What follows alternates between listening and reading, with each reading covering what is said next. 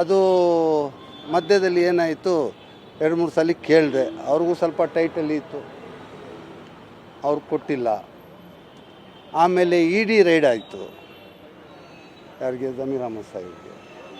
ಇ.ಡಿ ride ಆದಮೇಲೆ ಆವಾಗ ಈ ಕನ್ಫರ್ಮೇಷನ್ ನಾನು ಕೊಟ್ಟೆ. ಕನ್ಫರ್ಮೇಷನ್ ಕೊಟ್ಟ ಮೇಲೆ ಅದು ಇಡಿಯಿಂದ ನನಗೆ ಸಮನ್ ಬಂತು. ಮತ್ತು ಆ ಸಮನ್ ಬಂದಿದ್ದಕ್ಕೆ ನಾನು ಇಡಿಗೆ ಹೋಗಿ ಅಲ್ಲಿ ಸ್ಟೇಟ್ಮೆಂಟ್ ಕೊಟ್ಟಿದ್ದಕ್ಕೆ ಅಲ್ಲಿ ಸುಮಾರು ಅಲ್ಲಿ ಇಷ್ಟು ದಿವಸ ನಡೀತಾ ಇತ್ತು. ಅಲ್ಲಿ ಒಂದು ವರ್ಷ ಮುಂದೆವರೆಗೂ 3 ಇಯರ್ಸ್ ನಡೀತು. 3 ಇಯರ್ಸ್ ನಡೆದ ಮೇಲೆ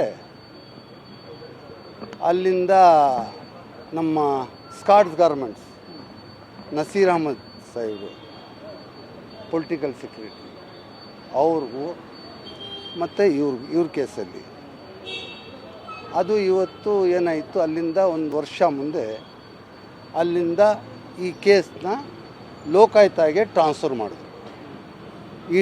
ಡೆಲ್ಲಿ ಇಡಿಯಿಂದ ಲೋಕಾಯುಕ್ತಗೆ ಟ್ರಾನ್ಸ್ಫರ್ ಮಾಡಿದ್ರು.